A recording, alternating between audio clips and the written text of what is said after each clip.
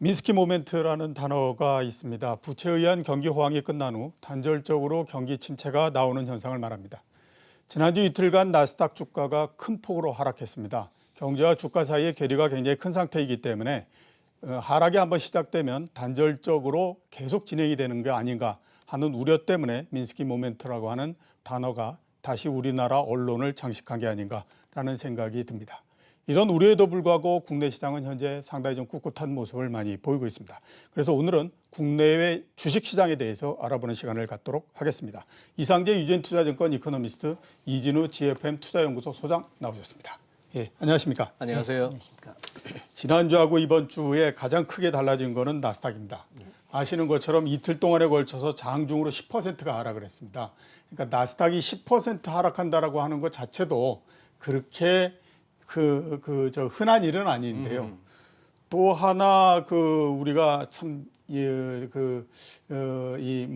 예사일이 아니다라고 볼 수 있는 거는 갑자기 이렇게 또 떨어진다라고 하는 것도 또 쉬운 일은 아니거든요. 왜냐하면 아주 이렇게 급등해서 올라갈 때는 비교적 몇 번의 이렇게 조정 과정을 거치고 힘을 빼는 과정을 통해서 이 가격이 변하는 것이 일반적인데 그렇지 않은 형태로서 상당히 진행됐습니다. 그래서 미국 시장, 특히 나스닥 시장이 왜 이렇게 갑자기 하락했는지 하는 것부터 우리 좀 얘기를 해보도록 하겠습니다. 자, 이사님서부터 먼저 말씀을 해주시죠. 예, 저는 두 가지 요인이 작용했다라고 생각을 합니다. 한 가지는 나스닥 시장이 8월달, 9월달 들어와서까지 이렇게 강하게 상승을 하면서 지나치게 투자자들이 계속해서 상승이 있을 것이다라는 과도한 자신감이 있었다는 점 하나와 두 번째는 경제 회복이 지난 6, 7월에 5, 6월에 비해서는 7, 8월 들어와서는 좀 둔화돼서 경제에 대한 불안 요인들이 내부적으로는 조금 있다. 즉 펀더멘털을 중시하는 투자자들 입장에서는 경계감을 가지는 게 좀 높아질 수 있다라는 게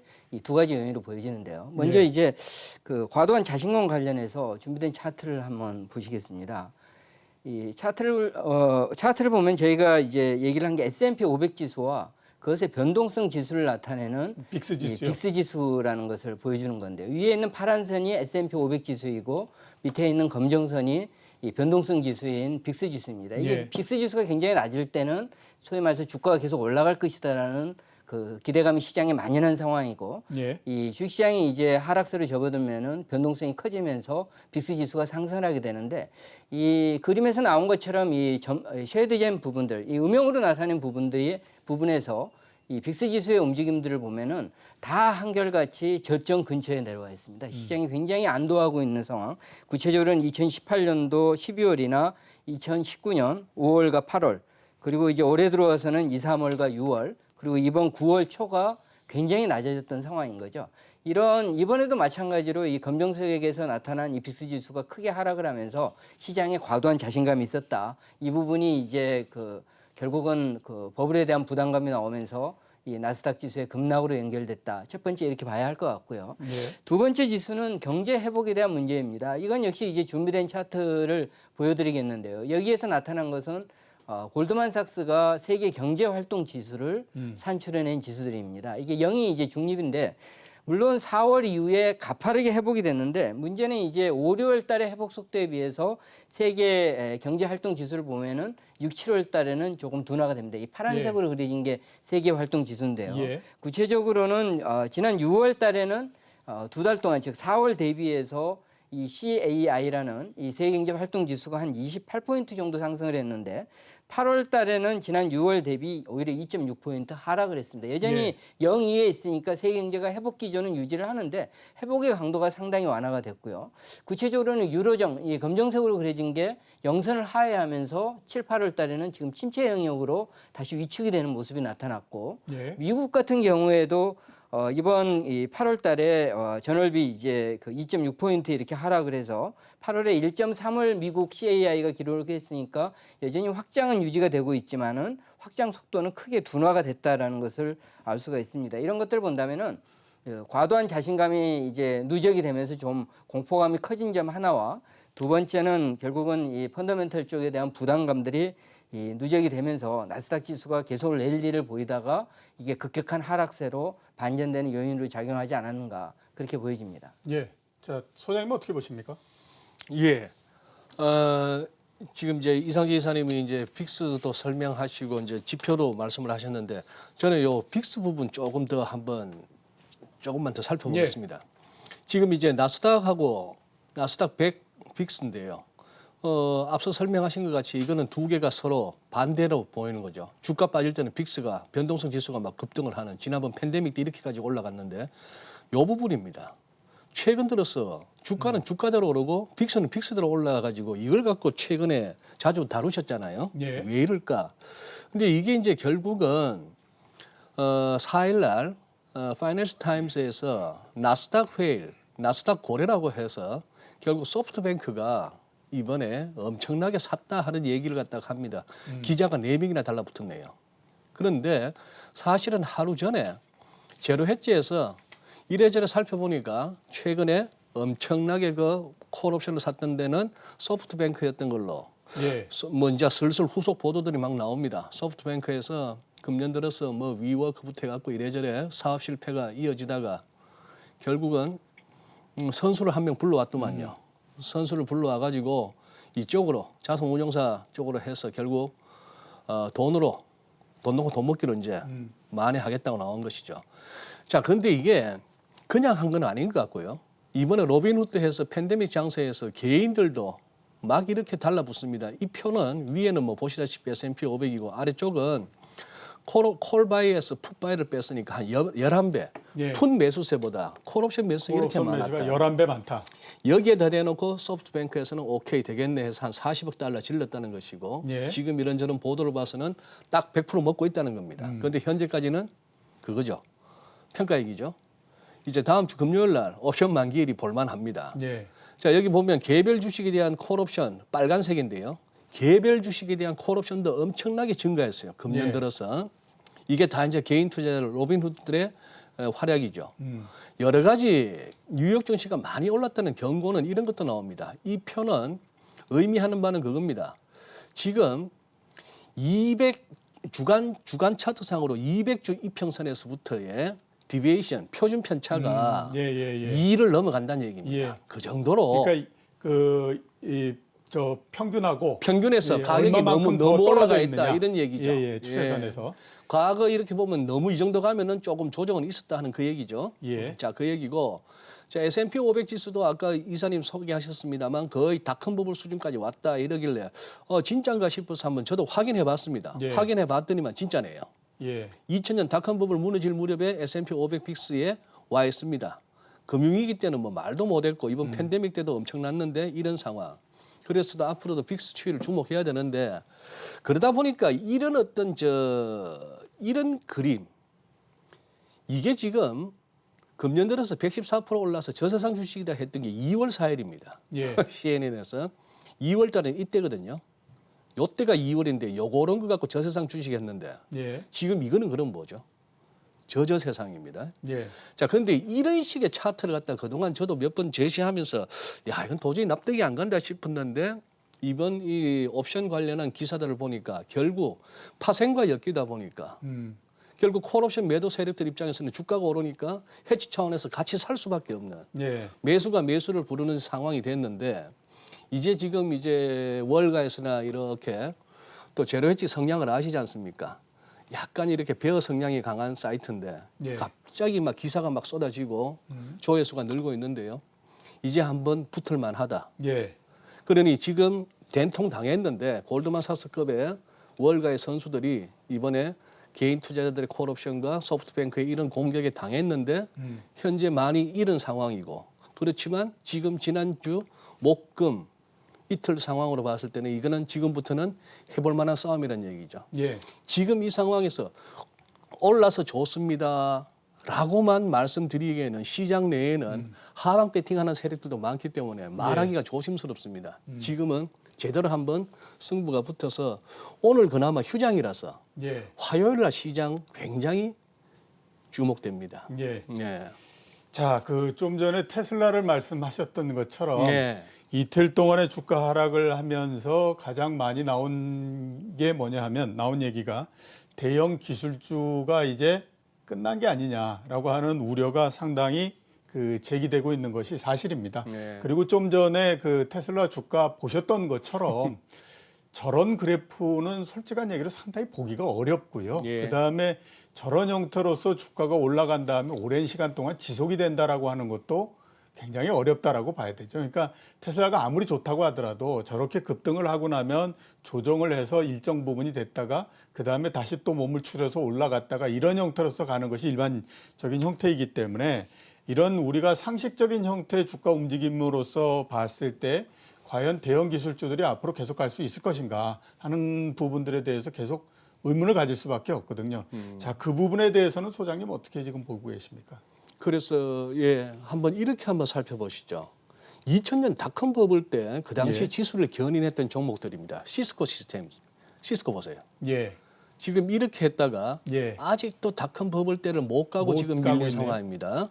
잠깐 말씀드리면 그 당시에 시스코 시스템스는 어떻게 사람들이 판단했냐면 인류가 만들어낸 가장 최고의 회사다라는 네. 얘기를 했었습니다. 인터넷이 이제 일반화되기 전에 초기에 선두주자였다 보니까 그래 했습니다만 모든 게 그렇잖아요.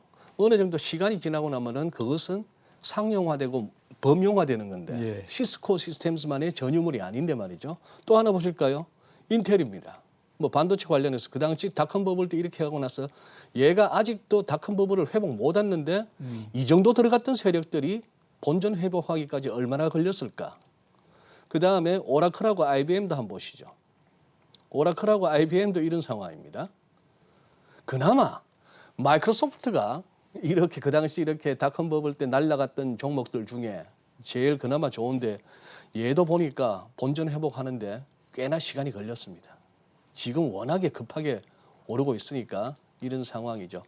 그래서 모르겠습니다. 이제 다만 그때와 지금의 차이는 그때는 실적도 불투명하고 돈을 얼마나 버는지도 모르는 가운데 닷컴 텔만 막 붙으면 같은 시절이지만 지금은 실적이 받쳐주지 않니 하는 것과 그때와는 비교할 수 없는 낮은 금리와 엄청난 유동성 그래서 다르다라고는 합니다만 이번에 결국 지난 목금 장을 보면서 그 장중 변동성 마이크로소프트 4거래일 동안에 그 변동성 보면 말도 못하는데요. 이걸 보면서 느끼는 거는 어떤 상황 하에서도 시장의 그 어떤 속성과 거래 메커니즘은 예나 지금이나 똑같다.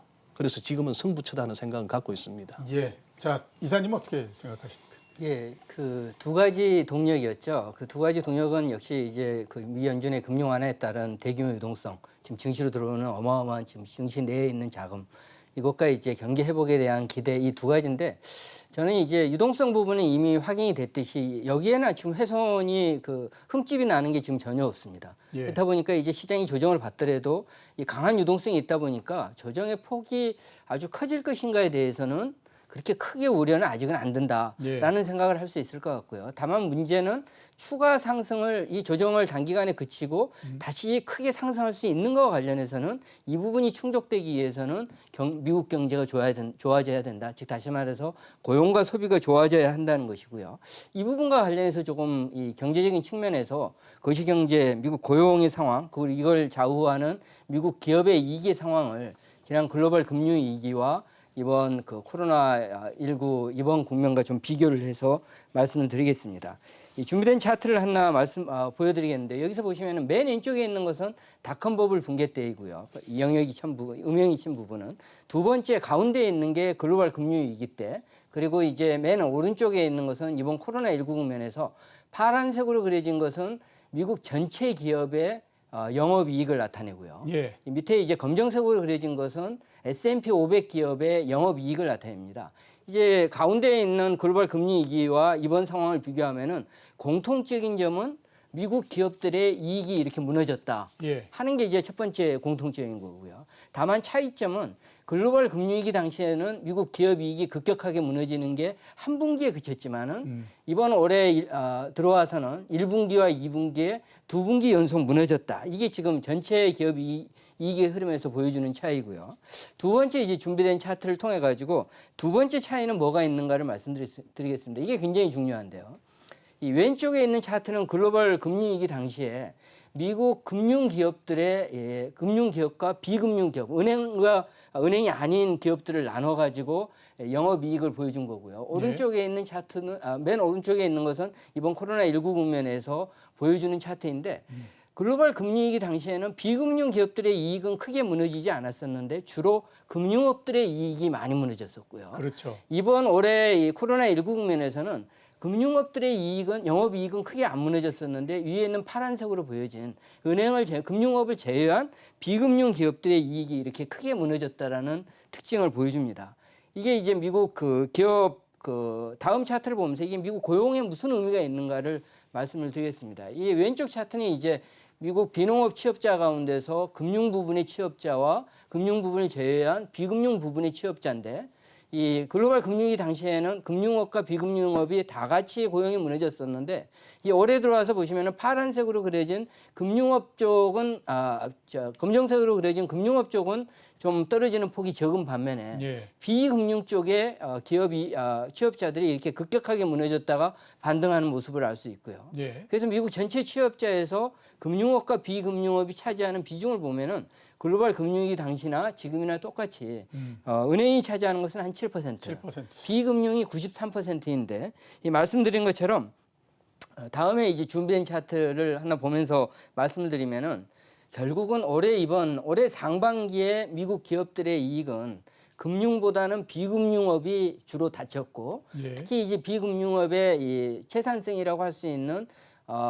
영업이익 그 마진이다라는 영업이익을 매출액으로 나눈 이익 마진 그래프 파란색으로 그려진 것을 보면은 2019년에 비해서 2020년 상반기에 크게 떨어지는 모습. 이런 모습을 본다면은 지금 미국 고용 시장이 워낙 비정상적으로 무너졌다가 지금 회복되는 과정에서 빠르게 회복이 되지만은 예. 이 회복의 힘에 있어서 글로벌 금융위기 때보다 이번 코로나19가 미국 경제 내에서 고용이 회복되는 체력은 더 약하다라는 것을 알 수 있고요. 이런 것들을 종합을 해보면은 저희들이 미국 경제에서 중요하게 생각을 하는 게 말씀드린 대로 고용이 급격하게 무너졌다가 지금 빠르게 회복되는 국면인데 문제는 이 고용이 정상화되는 기간, 즉 고용이 부진한 기간이 길어질 것인지 아니면 짧게 끝날 것인지가 이런 뉴욕 증시가 경제 펀더멘털을 바탕으로 해서 상승세를 어느 정도 늘릴 수 있느냐를 좌우하는데 지금의 상황은 저희들이 보통 예를 드는 게 글로벌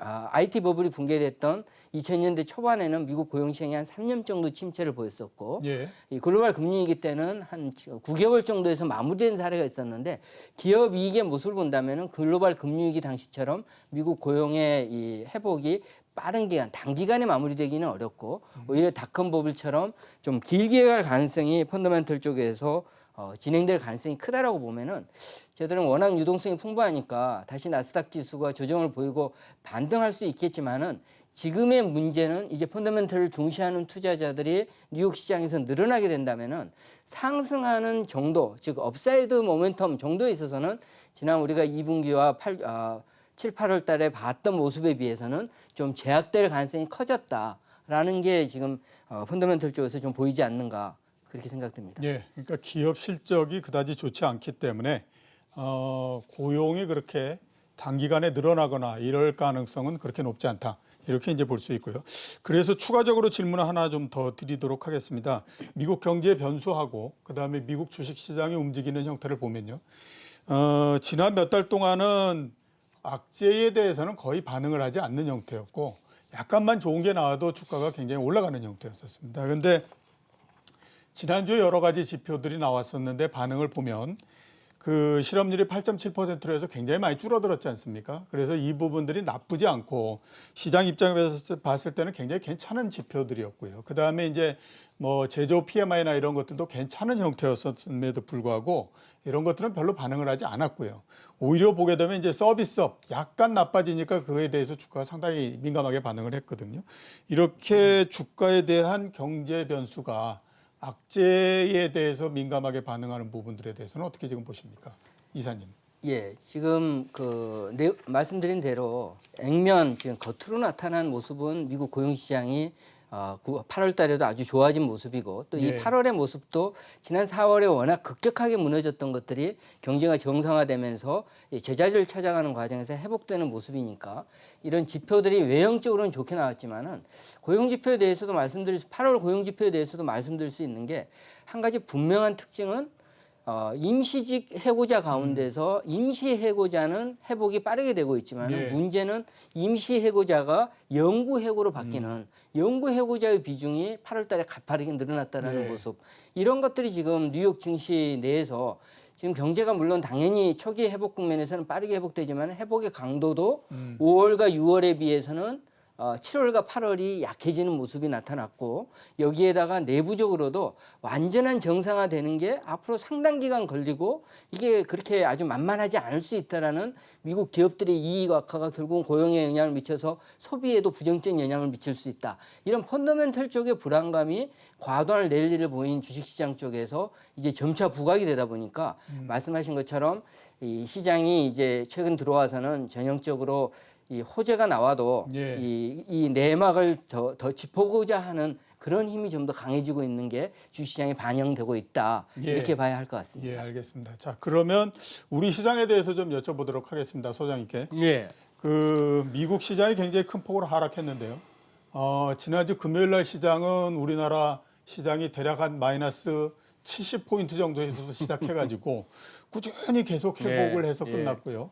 오늘은 떨어지지 않고 약간 뭐 이렇게 좀 내려갔다가 지금은 많이 올라갔을 때는 거의 20포인트 육박할 정도로 올라갔다가 지금 한 10포인트 정도 상승으로서 지금 계속되고 있는 네. 상태입니다. 예. 그러니까 미국 시장하고 한국 시장이 굉장히 따로 가고 있다라고 하는데 뭐 많이들 얘기하는 것이 개인 투자자의 힘이 굉장히 강해서다라고 예. 얘기하는데 저는 그 부분이 과연 그럴까라는 생각이 들긴 하는데 이런 한국 시장하고 미국 시장의 서로 차이가 나는 부분들에 대해서는 어떻게 보십니까? 네, 아직까지는 뭐 우리나라에서 큰 흐름은 미국을 따라가면서도 예, 약간 이제 미세하게 디커플링의 조짐을 보이면서 우리가 상대적으로 견조한 모습을 보이는 거는 지난 금요일 날 보셨다시피 그렇게 말아 올리지 않습니까? 예, 그렇죠. 낙폭을 많이 줄였잖아요. 결국 개인 매수세였고 그리고 주말 그렇게 빠졌음에도 불구하고 미국 증시가 오늘 또 뭐 이렇게 강하게 시작하고 조금 이제 상승폭이 이제 좀 둔화되는 모습은 있습니다만 여전히 개인 매수, 기관 외국인 매도의 수급 구도는 똑같단 말입니다. 그런 상황에서 자 뭐 일단 그거 말고는 설명이 안 되는 것 같고요. 또 하나 뭐 뉴딜 펀드 관련해서 또 이렇게 뭐 K 뉴딜 지수에는 12개, 그 BBIG를 갖다가 3개씩 해서 그리고 또 각 섹터별로 10개씩 해서 또 뭐 하필이면 그것을 조금 더 창의적으로 BBIG는 지금 모든 정권사 리포터와 정권 채널에서 다 외치고 있는 요즘 유행하는 핫한 종목들인데 국가적 전략을 세우는 과정에서 그거밖에 없었을까 하는 아쉬움이 있습니다. 예. 그러나 어쨌거나 뭐 한 40개 종목 대놓고 이거 한번 사보지라고 하는 상황이니까 뭐 그렇게 이제 보고 있습니다만 지금 조금은 지난 8월 13일 날 봤던 우리 2458포인트가 의미 있다는 것은 그냥 저같이 이렇게 기술적으로 접근하는 사람 입장에서 피보나치를 꺼보는 순간에 지금 이게 피보나치 레벨이 잘 보이라고 이동평균선이고 뭐고 다 지웠습니다. 예, 최소한의 조정 23.6이 지난번 올라오다가 한번 두드려 맞았던 레벨 50% 같은 경우는 굉장히 올라오면서 상당한 진통이 있었던 레벨. 그 얘기는 지금 이렇게 한번 펼쳐본 피보나치는 한번 의미가 있다는 얘기입니다. 그러니 이것이 지그재그 형태마저도 허용 안 하고 그냥 이 조정으로 끝나고 가느냐 아니면 결국 미국장의 추이를 봐서 한번 지그재그해서 좀 조정이 깊어지고 가느냐인데 여기서 이 그림 하나 보시죠. 우리 뭐 시청자 여러분 많이 자주 접하시는 겁니다. 결국 버블이라는 것은 이런 식으로 된다 하는 장폴 로드리게 교수의 그 유명한 그 그림 아닙니까? 예, 스마트 머니들이 출격하고 기관 투자자들이 다 하고 일단 한번 팔다 보면 여기서 다 왔나 싶어서 한번 쇼치다가 베어들이 한번 걸리고 베어 트랩 나오고 쭉쭉쭉쭉 하다 보면 이제 미디어 텐션이 나오지 않습니까? 아까 이 세상 주식이 아니다 했던 게 2월입니다. CNN에서 했던. 이거 얼핏 보면 테슬라하고 비슷한데요. 이 부분은 앞으로 미지수입니다. 테슬라가. 어떤 뭐 열광, 탐욕 하다가 마지막에 가면은 뉴 패러다임을 외칩니다. 전부. 저도 지난 목요일 날 결국 진짜 전략 시간에 뉴 패러다임 외치다가 바보가 됐는데 절반의 성공입니다. 그러고 나서 지수는 어쩌하든 꾸역꾸역 갈 겁니다 했더니만 한국은 꾸역꾸역 가고 그날부로 이틀 연속 빠져가지고 완전 인간 지표 되고 있는데 예. 뉴 패러다임 한 다음에 아닐 거야 하다가 여기서 불트랩이 나오잖아요. 이 그림에서 참 재밌는 개념은 베어트랩과 불트랩입니다. 이 불트랩 역시 조정은 끝나서 하다가 진짜 이제 제대로 오는 투매가 예. 오는 그래서 이 불트랩을 피하는 것이 사실상 관건입니다. 많이 오른 상황에서 다들 조금은 과열이 걱정되는 상황에서 이런 측면에서 조금 지금 아까 보셨던 우리 이 최근의 이 파동의 흐름을 한번 그러한 관점에서 한번 살펴보시면서 쫓아가셨으면 합니다. 예. 이사님은 국내 시장에 대해서 어떻게 보십니까? 예, 우리 시장도 말씀하신 것처럼 추세는 결국은 뉴욕 증시하고 동조화된다라고 봐야 할 것 같고요. 예. 그렇겠죠. 다만 한 가지 조금 주목이 되는 것은 두 가지 정도 우리만의 이제 좀 특성이 있지 않는 것이 있습니다. 왜냐하면 예. 시장의 과열 정도에 있어서 뉴욕 증시에 비해서 우리 시장 과열의 폭이 조금 더 한 절반 정도로 적거든요. 그렇죠. 예. 폭만 과열 정도만 본다면은 따라서 조정을 받더라도 뉴욕 증시가 조정받는 폭만큼보다는 조금 적어질 수 있을 것이다. 예. 이게 이제 한 가지 특징이고요. 두 번째 특징은 우리가 지금 최근 8월 중순 이후에 코로나19가 재확산되면서 사회적 거리두기가 2.5라는 우리만의 고유한 리스크가 지금 생겼었거든요. 예. 근데 최근에 전개되는 모습을 보면은 지금 100명대가 이렇게 일간 기준이 유지가 되고 있지만은 지금 떨어지고 있고 이 부분이 만일에 100명 미만으로 이렇게 가면서 다음 주나 9월 중순에 이제 거리두기가 이제 조금 완화가 된다면은 악재가 이제 해소가 된다라는 자체만으로도 우리 시장의 반등의 여력은 조금 있을 수 있다. 전체적으로 본다면은 뉴욕 증시와 길게 보면은 동조화되겠지만은 우리 시장은 지금 상태에서는 상대적으로 뉴욕 증시보다는 조금 선방할 수 있는 요인들이 우리 내부적으로 좀 가지고 있다라는 게 우리 예. 증시에 대한 판단입니다. 예, 알겠습니다. 자, 시장 관련해서는 이 정도로 마무리를 하고요. 그다음에 최근에 저희가 한번 꼭 짚어봐야 될 부분들을 중심으로 해서 얘기를 해보도록 하겠습니다. 이준우 선생님께 먼저 여쭤볼 예. 부분이 위안화 관련한 부분입니다. 예. 위안화가 16개월 만에 최고치를 기록을 했습니다. 뭐 보면 중국 경제가 다른 데보다 좋으니까 당연한 거 아니야? 이렇게 이제 얘기할 수도 있지만 그래도 위안화가 대단히 강세이기 때문에 이거에 대해서는 한 번 정도 좀 짚어봐야 될 것 같고요. 또 이렇게 강세가 되다 보면 중국 정부 입장에서는 환이 이렇게 강세가 되는 거에 대해서 상당히 좀 부담을 느낄 수밖에 없을 것 같은데 거기에 대해서는 어떻게 지금 보고 계십니까? 예, 위안 지금 한 1달러당 6.82 위안 근처에서 움직이고 있습니다. 이제 7위안 밑으로 완전히 이제 내려왔는데 지금 예. 6.83이네요. 그런데 지금 이제 현재 중국의 입장이 그런 것 같습니다. 지금 위안화 강세 부분을 갖다가 딱히 그렇게 강하게 막고자 하는 시도는 보이지 예. 않는 것 같습니다. 지금 이제 위안이 왜 강해지는가 하는 부분에 있어서는 대체로 이런 얘기들이 큽니다. 뭐 요즘 들어서 이렇게 환율 결정을 갖다가 설명하는 데 있어서 설명력이 많이 떨어진다고는 하지만 그래도 전통적인 어떤 금리 격차에서 봤을 때 중국만한 금리가 없거든요.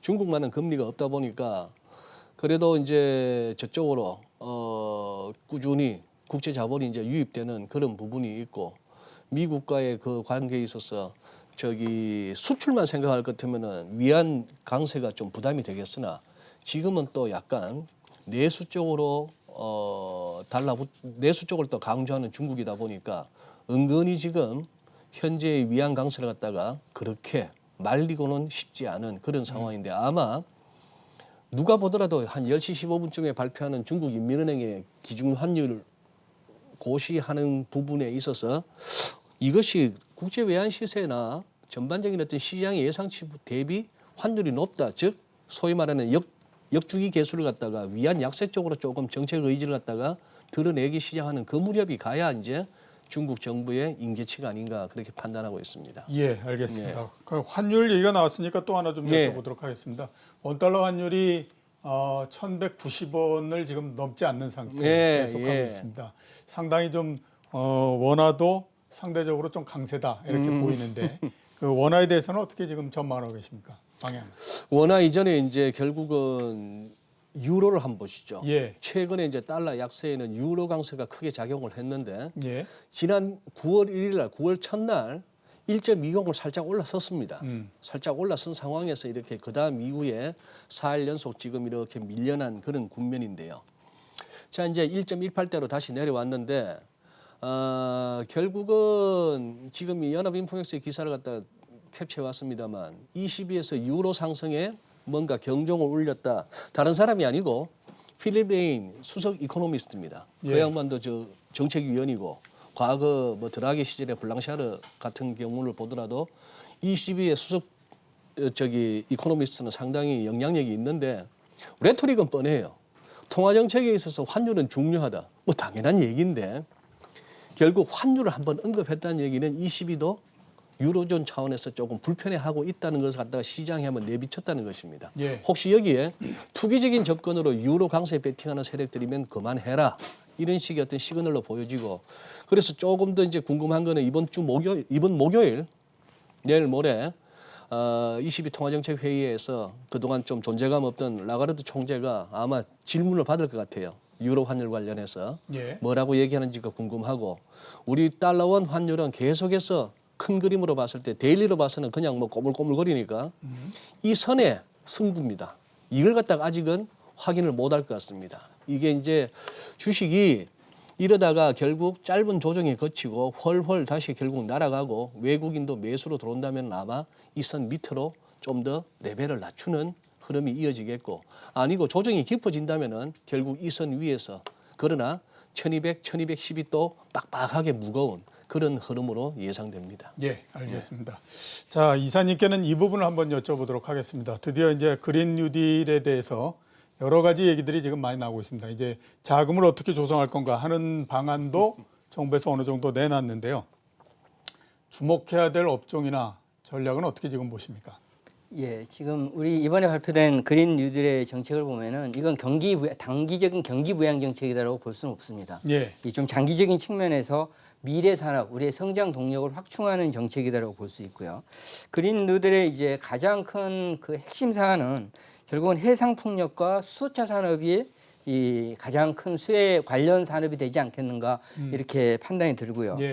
해상 풍력 가운데서는 재생에너지 관련 부분 중에서 이번 그린 뉴딜의 가장 큰 수혜가 되는 그 부분이다라고 볼 수 있고 수소차 산업 같은 경우는 지금 수소차 산업은 우리 대한민국이 주도를 하고 있거든요. 예, 그렇죠. 이걸 이제 미국의 유로존이 이제 앞으로 따라가면서 앞으로 글로벌 시장이 수소차 산업 시장이 커질 수 있을 것이다라는 이런 어떤 기대가 작용을 하기 때문에 결국은 이 그린 뉴딜 정부의 그린 뉴딜 정책과 관련해서는 이런 해상 풍력과 수소차 관련 업종에 대한 앞으로 성장 잠재력이 커지면서 이 부분이 주가에 반영될 수 있고 이와 관련된 종목들에 대해서 좀 관심을 가질 필요가 있다라는 게 이번 정부 정책이고요. 저희들은 정부 정책이 사실 주식시장에서 상당히 중요하다고 생각합니다. 왜냐하면은 이 성장 잠재력, 주식시장은 꿈을 먹고 사는 꿈을 먹고 사는데 그 꿈을 충족해 줄 수 있느냐의 기본에 있어서 정부 정책, 어떤 성장 정책이 좌우를 하거든요. 예. 그런 측면에서 이번 그린 뉴딜과 관련된 이 관련주들에 대한 관심은 좀 필요하지 않는가 예. 이렇게 보여집니다. 그린 뉴딜이 정부의 지속적인 정책으로 계속 진행된다라고 하는 가정에서 보면 제일 처음에 지금까지는 뭐 그 재료적인 측면에서 일시적으로 좀 불러일으키고 하겠지만 꾸준히 아무튼 주가가 굉장히 높아질 때까지 중간중간에 조정을 거치면서 정부 정책에 의해서 지속적으로 진행되는 것이 그동안의 일반적인 형태였으니까 단발의 그 관심으로서 그치지 말고 지속적으로 한번 좀 관심을 가지셨으면 하는 생각이 들고요. 그다음에 또 하나 여쭤볼 게 이제 미국 의회가 드디어 이제 재개가 됩니다. 그러면 역시 이제 가장 먼저 그 처리를 해야 될 부분은 미국의 5차 경기 부양책 부분이거든요. 이게 어떻게 지금 전망을 하십니까? 그리고 시장에 어떤 영향을 줄까요? 일부에서는 뭐 워낙 많이 얘기가 나왔기 때문에 크게 영향이 있겠느냐라는 얘기도 있고 하거든요. 어떻게 지금 보십니까? 예, 저는 굉장히 중요한 그 변수가 될 것이다. 특히 예. 뉴욕 증시의 방향을 좌우하는 변수가 될 수 있다라고 생각을 하는데요. 그렇게 보는 이유를 먼저 한번 차트를 보면서 말씀을 드리겠습니다. 이 예. 왼쪽에 있는 차트는 이 파란색으로 그려진 게 미국 소매 판매, 소비 경기를 나타내고요. 예. 밑에 있는 검정색으로 그려진 게 미국의 취업자들 흐름을 나타내는데 1, 2월 달을 1.0으로 평균했을 때 지난 7월과 이번 8월 달에 지금 어떤 상황이냐라는 것을 보여주고요. 왼쪽 차트를 보면 소비는 이미 코로나19 상황 이전 상황을 더 4% 정도 넘어섰다라는 거고 그렇네요. 고용 시장은 아직도 한 7% 정도 부족하다라는 것을 보여줍니다. 그럼에도 이렇게 소비가 늘어날 수 있었던 데는 오른쪽 차트에서 나온 것처럼 임금 소득은 무너졌지만은 이 정부가 주는 이전 소득, 우리가 실업 보조금이나 개인에게 주는 일시금을 통해 가지고 이전 소득이 크게 늘어나면서 이쪽에 한 1.4조 달러 정도가 지난 4개월 달에 늘어와서 정부의 그 보조금 이전 소득을 통해 가지고 왼쪽 차트에 나오는 소비가 유지가 될 수 있었거든요. 근데 이게 이제 7월 말로 중지가 됐고 아직 우리가 지표로 확인하지는 못했지만은 8월과 9월 달 들어와서 미국 이제 가계 입장에서는 워낙 취직이 그 우려가 없는 상태에서 바로 이제 렌트를 어떻게 갚아야 하는 문제냐까지 바로 등장할 정도로 예. 즉 다시 말해서 이제 5차 경기 부양 정책이 통과가 되지 않으면은 지금 우리가 주식시장 상승에 큰 동력이 됐던 왼쪽에 있는 미소비 경기의 가파른 회복이 앞으로는 이제 급격하게 절벽으로 무너질 수 있다. 예. 이런 우려를 준다는 측면에서 굉장히 중요한 이벤트가 될 거다라고 보고 있고요. 지금 현재 상황은 지난 주말에 이 커들로 미국 국가경제위원회 위원장이 지금의 고용 지표를 봤을 때는 이 5차 부양책이 필요 없을 수도 있겠다 이런 예. 발언까지 했는데 예. 상당히 지금 미국의 이 소비와 소득 간의 이 내막을 조금 경시한 좀 가벼운 발언이 아닌가 그런 조금 우려가 들고요. 예. 문제는 지금 미국 백악관과 민주당 사이에 사실 5차 부양 정책에서의 핵심은 미국 주정부에게 지급하는 1조 달러 규모의 주정부 지원금이죠. 백악관은 이 돈을 통해 가지고 민주당 주지사가 주는 절대 지원할 수가 없다라는 거고 반면에 이제 민주당 입장에서는 우리가 가계 실업 보조금을 지급해야겠지만은 주도 지금 굉장히 시급한 상황이니 여기에 돈을 줘야 된다 해서 양자 간의 괴리가 너무나 큰 특히 이제 선거를 앞두고서 정치적인 문제까지 들어간 상황이 되었기 때문에 이게 쉽게 지금 단기간에 합의가 될 수 있겠는가. 바로 내일부터 이제 미국 의회가 개원이 되는데 이 부분이 쉽게 이루어지지 못하고 만일에 예. 길게 늘어진다면은 우리가 조정. 주식시장에 있어서 상당한 경제 지표에 악화하는 주식시장이 충격이거든요. 예. 이런 부분들을 조금 우려할 수 있는 이슈이다라고 봐야 할 것 같습니다. 예, 알겠습니다. 자, 오늘 나와주셔서 대단히 감사합니다. 예. 네. 지금까지 이상재 유진투자증권 이코노미스트 이진우 GFM 투자연구소 소장이었습니다.